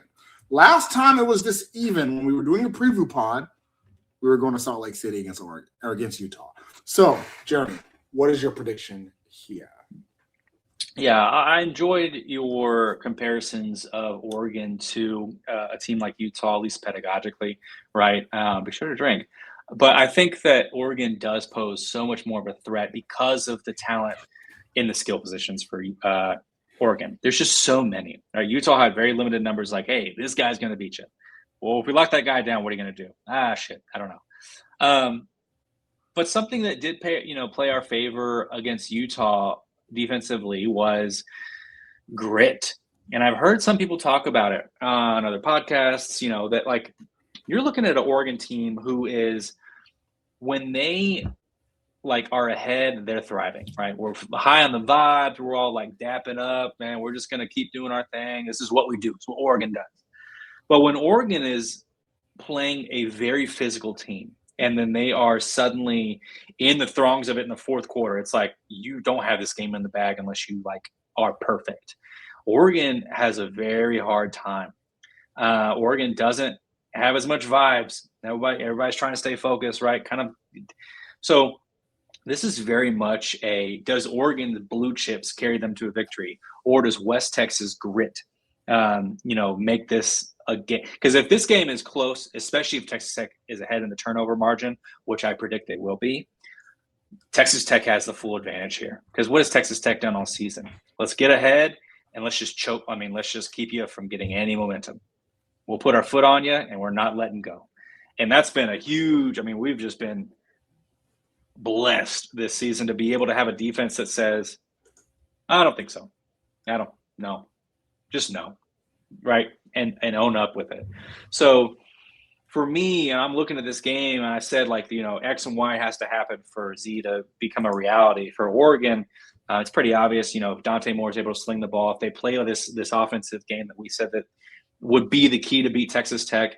And then defensively, they just play their basic, if they play their defense and play it soundly, then Oregon can win this game and they can edge out, a victory against Texas Tech. However, Texas Tech, Baron Morton, we didn't get to pick him, but like Baron Morton, this is a quarterback. This is an interesting quarterback battle for me. I'll keep this short, but like Dante Moore, right?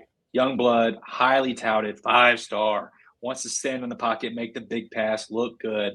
Will run if he has to, but really it's not his first inkling, right? Wants to be the superstar.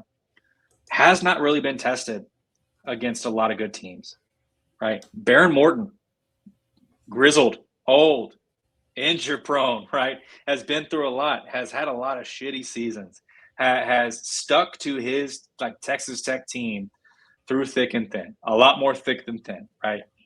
But scars all over him, metaphorically, really, like literally scars.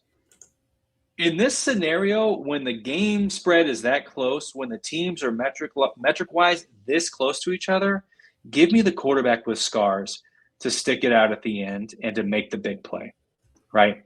I think that Texas Tech, think about Oregon, and this bleeds over to team, their fans, national perspective. It's like, Texas Tech, thanks for coming out.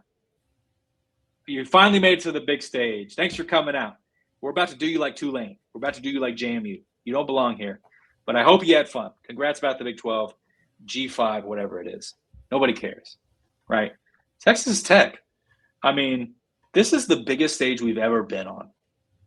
And these guys, if there's anybody who's going to get them up and ready, I don't care how many days off of football you've been, it's Joey McGuire, right? Dan Letting's a hell of a coach. His two coordinators are 1 foot out the door already, which that's his own thing. But Joey McGuire, Sheil Wood, Mac Leftwich, even he's a little further on the totem pole for me. But like between Joey McGuire, Sheil Wood, and Mac Leftwich, this team will be up and ready to go, right? Because if you're not, that's it. You're out. That's it. No more football. And Joey McGuire is the one guy you want to be talking to your guys about that. And all these guys have, whether they're just here for their first year or they have been here since day one, right? They want this, right? They want this victory because of how much it means for the city, how much it means for the people. People in Eugene give a flip if Oregon loses this game.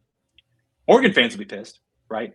But the city of Eugene, Oregon as a whole state, they don't care about that. No, it's not the same, right? So I think that storyline, I think that grit, I think that with everything else pretty much even keel, I think it makes more sense for Texas Tech to go out there and win this football game. I'll keep it pretty short and sweet. People will tell you that we have not played a team like Oregon all year, and I disagree. I think we've played the Oregon offense in Utah. We played the Oregon defense in BYU. Flip side, I don't think Oregon has played. I think Oregon has played one team similar to us, and that's the team they lost to by 10 at home. And so that alone gives me confidence in this. And the only reason, as an Oregon Duck fan, you're confident is because you don't respect the Big 12. But you're going to learn to respect us today.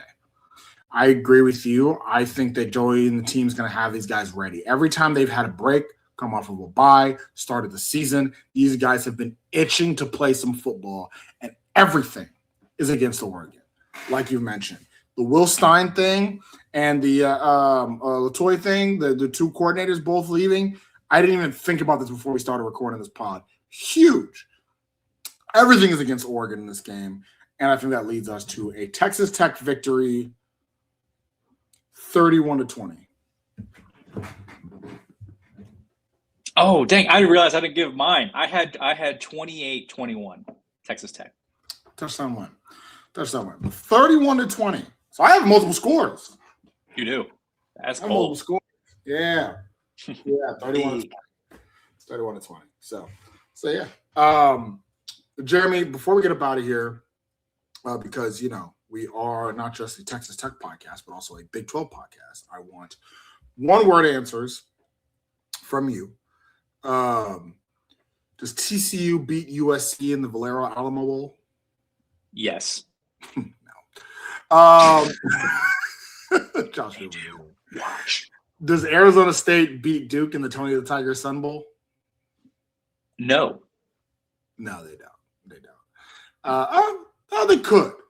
They could. I do like. Could. The Levitt situation doesn't really affect them and how they are. They get Dillingham's coming back. They've played well. I do like my Ghana brother Darren Menton from Duke, though. This has nothing to do with Big 12, but does Texas win the Cheez-It Bowl? No. The Citrus Bowl, sorry. No, the Cheez-It Bowl. No. All right.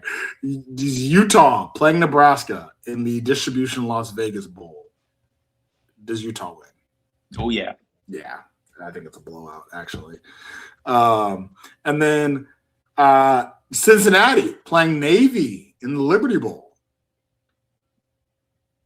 Brandon Sorsby opt out? Yeah, he's gone. Sorry. Sorry you play in a service school. They lose. Yeah, and actually, if I was Brandon Sorsby, I wouldn't want to play that game anyway. And then last but not least, Arizona playing out in San Diego against SMU in the Holiday Bowl. Yes.